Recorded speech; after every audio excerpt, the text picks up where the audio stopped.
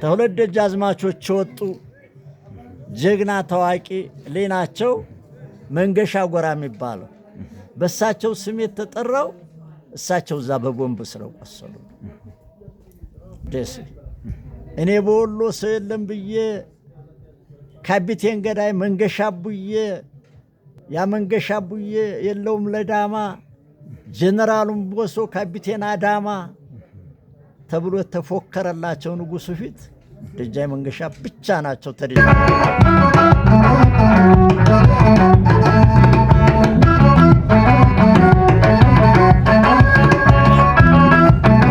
ሰላም ጤና ይስጥልኝ የተወደዳችሁ የአልቡኮ ሚዲያ ቤተሰቦች፣ የአልቡኮ ሚዲያ እያዘጋጀ ከሚዳሰሳቸው ጉዳዮች አንዱ የሆነው ቅኝት የተሰኘው መሰናዶ ጀምሯል። አልቡኮ ስትነሳ የሳቸውም ስም አብሮ ይነሳል። በተለያዩ የጦር ግንባሮች ተሰልፈው ጠላትን ድል ነስተዋል። በየመድረኩ ባስመዘገቧቸው ገድሎች የተነሳም በግርማዊ ጃንሆይ ተቀባይነትን አግኝተው የሀገረ ገዥነት ስልጣን ተሰጥቷቸው ለ3 ዓመታት አገልግለዋል። ለመሆኑ እኚህ ጀግና ማን ናቸው? የዛሬው መሰናዶ ለዚህ ጥያቄ መልስ ይሰጣል። በመጀመሪያ ቪዲዮውን ላይክ በማድረግ ጀምሩ። ለቤቱ አዲስ የሆናችሁ ደግሞ ቻናሉን ሰብስክራይብ አድርጉ።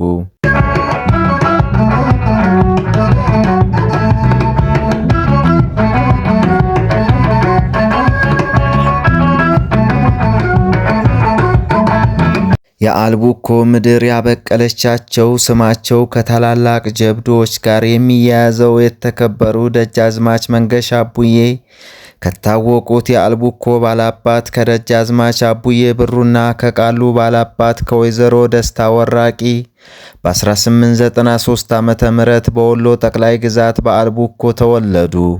እድሜያቸው ትምህርት ለመቀበል ሲደርስ በቀድሞው የመኳንንት ልጆች ወግና ስርዓት መሰረት በአባታቸው ቤት አስተማሪ ተቀጥሮላቸው የአማርኛን ትምህርት አጠናቀው ተማሩ።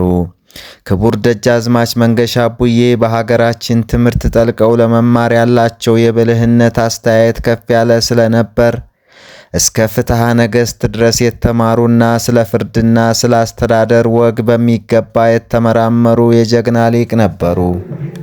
ደጃይ መንገሻ ቡዬ አያታቸው ደጃይ ብርዬ ይባላሉ። አባታቸው ደጃች አቡዬ ብሩ ይባላሉ። ተሁለት ደጃዝማቾች ወጡ ጀግና ታዋቂ ሌናቸው ገና የ14 ዓመት ዕድሜ ሲሆናቸው ሀገራቸውንና ንጉሠ ነገሥታቸውን ለማገልገል በአባታቸው በክቡር ደጃዝማች አቡዬ ብሩ ውስጥ ሆነው በታዘዙበት የጦር ሜዳ እየዋሉ አገልግሎታቸውን በማስፋፋት ከቆዩ በኋላ በ18 ዓመት ዕድሜያቸው በ1911 ዓመተ ምህረት የፊት አውራሪነት ማዕረግ ተሰጣቸው። ከዚያም ቀጥሎ በ1913 ዓመተ ምህረት በደጃዝማችነት ማዕረግ ተሾመው ሕዝብን በማስተዳደር በሀገረ ገዥነት ለረጅም ዘመናት በቅንነትና በታማኝነት ሀገራቸውንና ንጉሠ ነገሥታቸውን አገልግለዋል። በዚህም የተነሳ መንገሻ ቡዬ በወጣትነቱ ብልህ ልጅ ነበረ። ብርቱ በትምህርቱ አማርኛን ትምህርት እንዳጠናቀቀ የአባቶቹም ሙያ ሊጀምር ታጠቀ የሚል ስንኝ ተመዘዘላቸው። በጦር በቁራን የተዋጉብሽ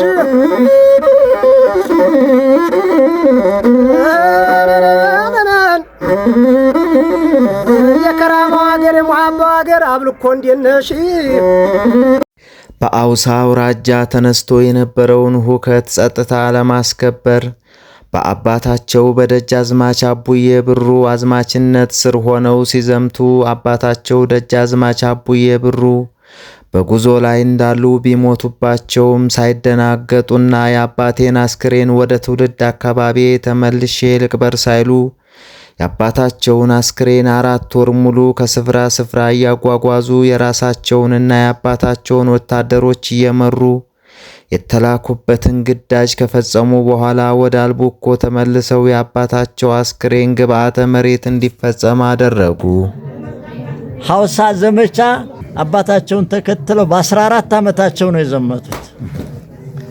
በ14 ዓመታቸው አባታቸው ጋር ሲዘምቱ ዘመቻ ላይ እንዳሉ አባትየው በጣም ወፍራም ስለነበሩ ጉዞ በዛን ወቅት ትራንስፖርት የለም፣ መኪና የለም፣ የረባ በበቅሎ ነው። በበቅሎ ሲጓዙ አባታቸው በጣም ወፍራም ስለነበሩ ልባቸው ፈንድቶ በረሃ ላይ ሞቱ። አባታቸው እዛ በረሃ ላይ ሲሞቱ የአባታቸውን ሬሳ ጥዬ አልሄድም ወይ በረሃ ላይ አልቀብርም ብለው ግመል አስመጥተው በአንድ በኩል አሸዋ በአንድ በኩል አስክሬኑን በሳጥን ጭነው በግመል እያስጓዙ አደሩበት። እያደሩ ንጉሱ በወቅቱ የነበረው ንጉስ ደጃች አቡዬ ሞቱ ሲሏቸው ሰው ሞተ ተብሎ ጦር አይፈታም፣ ልጁን ቀጥል በለው፣ ጦሩን ይዘህ ቀጥል በለው፣ ዘመቻውን ቀጥል በለው ብለው ተላለፈላቸው ይባላል። ያንን አስክሬን ባንድ በኩል አሸዋ ባንድ በኩል አስክሬን በሳጥን ሳጥኑ ተታይ ተጎርጉሮ እጁ እንዲወርድ ተደርጎ የአፋር መድኃኒት ቅጠል ያበሻ መድኃኒት እየተነሰነሰ ጦሩን ድል አድርገው አንጥተው አባታቸውን አገራቸው የቀበሩ ጀግና ናቸው ደጃች መንገሻ።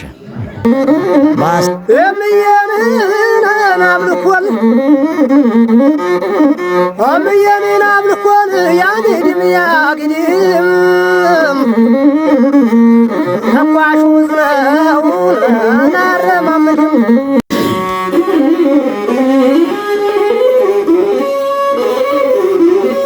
በ1928 ዓመተ ምህረት ፋሺስት ኢጣሊያ ሀገራችንን ለመውረር ጦር ጭኖ በመጣ ጊዜ የጣሊያን ጦር ወደ ጦር ግንባር የሚጓዘውን የኢትዮጵያን ጦር ሰራዊት ጉዞ ለማቋረጥና በደሴ ከተማ የሚገኘውን ሕዝብ ለማጥፋት በ25 አውሮፕላኖች ቦምብ ጭኖ መጥቶ እንደ በረዶ ባዘነበበት ወቅት ደጃዝማች መንገሻ አቡዬ ከጠላት በተጣለ ቦምብ ከባድ የመቁሰል አደጋ ደረሰባቸው። ግርማዊ ንጉሠ ነገሥትም የቆሰሉትን ደጃዝማች መንገሻ አቡዬን ከቆሰሉበት ድረስ በመሄድ በቃሬዛ አስነስተው ወደ አዲስ አበባ እንዲወሰዱ በማድረግ በአጭር ጊዜ ሕክምና እንዲያገኙ አደረጉ። ከተወሰነ ጊዜ በኋላም አገግመው እንደገና ወደ ወሎ ተመልሰው አሽከሮቻቸውን አስከትለው ወደ አርበኝነት ተሰማሩ። መጀመሪያ ላይ ደጃች መንገሻ አቡዬ ደሴ ላይ ቆስለዋል በቦምብ በጣሊያን ቦምብ። መንገሻ ጎራ የሚባል ባይጠየብ ወዲህ በኩል ታቀው እንደሆነ መንገሻ ጎራ የሚባለው በእሳቸው ስም የተጠራው እሳቸው እዛ በቦምብ ስለቆሰሉ ደሴ። ፋሺስት ኢጣሊያ ሀገራችንን በወረራት ጊዜ በያላችሁበት በኢትዮጵያ ደኖችና ተራሮች እየተሰማራችሁ የሀገራችሁን ጠላት ስታጠቁ ቆዩኝ የሚለውን ንጉሳዊ ትእዛዝ በመቀበል በአልቡኮ ወረዳ ግዛት ጎሞ ከተባለው ስፍራ ምሽግ ሰርቶ የተቀመጠውን የጠላት ጦር በመውጋት ምሽጉን ያስለቀቁ ሲሆን በቦታው የጦር አዛዥ የነበረው ካፒቴንም ቆስሎ ማምለጥ ቻለ። በዚህም የተነሳ አልቡኮ ወረዳ ጎሞ መስክራለች፣ ምድር ቁና ሆና የሆነውን ያየች ተብሎላቸዋል። ከዚህ በኋላም ጠላት ጦሩን በማደራጀት በከባድ መሳሪያና በአውሮፕላን ታግዞ ቦሶ ከተባለው ስፍራ ትንቅንቅ ሲያደርግ ቢቆይም አይበገሬው የደጃዝማች መንገሻ አቡዬ ጦር ካሪኒ የተባለውን ካፒቴን በመግደልም ጭምር ድልን ተጎናጽፏል። ይህን የተመለከቱ የአካባቢው ሰዎችም ቦሶ የሰራሃው የጀግንነት ጀብዱ አርበኞች ተጽናንተው ፋሺስቶች ተናዱ ብለው ገጠሙላቸው። ካራጀጎላ ከተባለው ስፍራ ደግሞ አሁንም ከጠላት ጦር ጋር ታላቅ ፍልሚያ አድርገው የጦር አዛዡን ከነወታደሮቹ በመግደል በድል ላይ ድልም መጎናጸፋቸውን የተመለከቱ የአገሬ ሰዎች ጠላት ባረፈበት ምሽግ እየጣሰ ካፒቴን በመግደል ፈረንጅ አስለቀሰ በማለት አወደሷቸው። ደጃች መንገሻ ሳይንበረከኩ የሀገራቸውን ጀግና የአልቡኮን አርበኛ በማሰባሰብ በመዋጋት አንዱን ጀነራል ቦሶ የሚባል ቦታ ላይ ጣሉት።